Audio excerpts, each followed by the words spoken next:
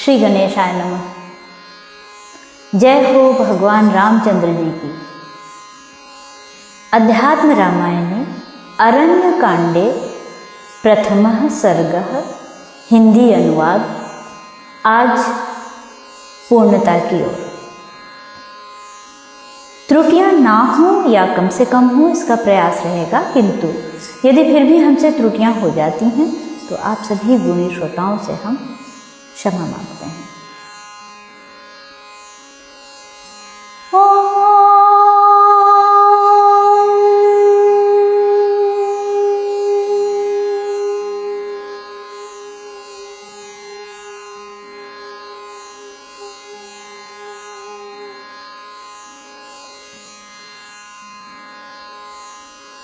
विराध आगे बोलते हैं, राम, क्या तुम मुझे नहीं जानते? मैं जगत प्रसिद्ध विराध नामक राक्षस हूं। मेरे ही भय से समस्त मुनिजन इस वन को छोड़कर चले गए। यदि तुम्हें जीने की इच्छा है तो सीता को छोड़कर बिना अस्त्र शस्त्रों के भाग जाओ, नहीं तो मैं अभी तुम दोनों को खा जाऊंगा। ऐसा कह वह राक्षस सीता जी को पकड़ने के लिए उनकी ओर दौड़ा। तब रामचंद्र जी ने हंसते हुए अपने बाण से उसकी भुजाएं काट डाली। इस पर वह अत्यंत क्रोध से संतप्त हो अपना विकराल मुख फाड़कर रामचंद्र जी की ओर दौड़ा। तब श्री रघुनाथ जी ने अपनी ओर आते हुए विराध के दोनों पैर काट डाले। यह बड़ा ही आश्चर्य सा हो गया। तदनंतर सर्प के समान अपने मुख से ही राम जी को निगल जाने के लिए वह उनकी ओर बढ़ा। तब भगवान राम ने एक अर्धचंद्राकार बाण से उसका महान सिर काट डाला। तब वह रुधिर से लथपथ होकर तत्काल पृथ्वी पर गिर पड़ा।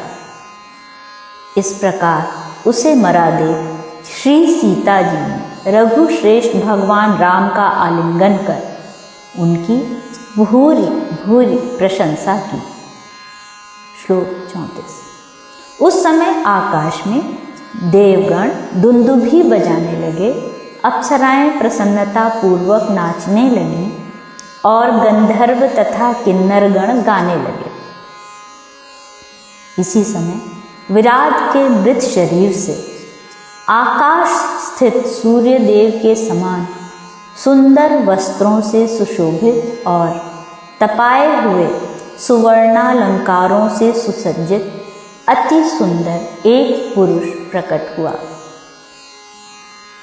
उस समय पुरुष ने शरणागत जनों का दुख दूर करने वाले, संसार सागर से पार करने वाले दयामय श्री रामचंद्र जी को प्रसन्न चित्त से प्रणाम कर उन प्रसन्न चित्त और शरणागतों के सकल दुख दूर करने वाले प्रभु को फिर भी दंड के समान पृथ्वी पर लौटकर बारंबार प्रणाम किया। विराट बोला, हे कमल दल लोचन श्री राम, मैं विमलते जो मैं विद्याधर हूँ। मुझे पूर्व काल में बिना कारण ही क्रोध करने वाले श्री दुर्वासा जी ने शाप दिया था, सो आज आपने मुझे शाप मुक्त कर दिया। अब आप ऐसी कृपा करें जिससे भविष्य में मुझे संसार बंधन को दूर करने वाली आपके चरणार विंदों की स्मृति सर्वदा बनी रहे। मेरी वाणी सर्वदा आपका नाम संकीर्तन करती रहे, कान आपका कथामृत पान करते रहें, हाथ आपके चरण कमलों का पूजन करते रहें और इसी प्रकार सिर आपके चरण युगलों में प्रणाम करता रहे। हे विशुद्ध ज्ञान स्वरूप भगवान, आपको नमस्कार है। आप अपने स्वरूप में रमण करने वाले होने से राम हैं, अर्थात अपनी माया के सहित विराजमान होने से युगल मूर्ति श्री सीताराम हैं और संसार के रचने वाले हैं। आपको नमस्कार है। हे राम, मैं आपकी शरण हूँ, आप मेरी रक्षा कीजिए।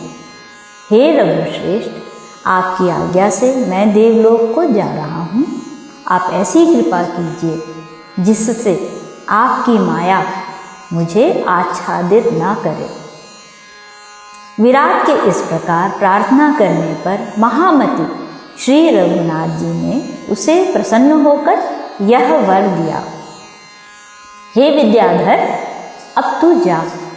तूने माया के संपूर्ण गुण दोषों को जीत लिया है। तू ज्ञानियों में श्रेष्ठ है और मेरे दर्शन के प्रभाव से तुरंत मुक्त हो गया है। संसार में मेरी भक्ति अत्यंत दुर्लभ है, क्योंकि वह उत्पन्न होती है तो अवश्य मुक्ति देने वाली होती है। तू मेरी भक्ति से संपन्न है, इसलिए मेरी आज्ञा से तू परम धाम को जा। श्लोक 45। इस प्रकार श्री रामचंद्र जी ने भयंकर राक्षस का वध किया, उसको शाप से मुक्त किया, उसको वरदान दिया और पुनः विद्याधरत्व प्राप्त कराया। जो पुरुष इन लीलाओं के कीर्तन द्वारा श्री रामचंद्र जी की स्तुति करता है, वह अवश्य संपूर्ण अभिलषित पदार्थों को पाता है।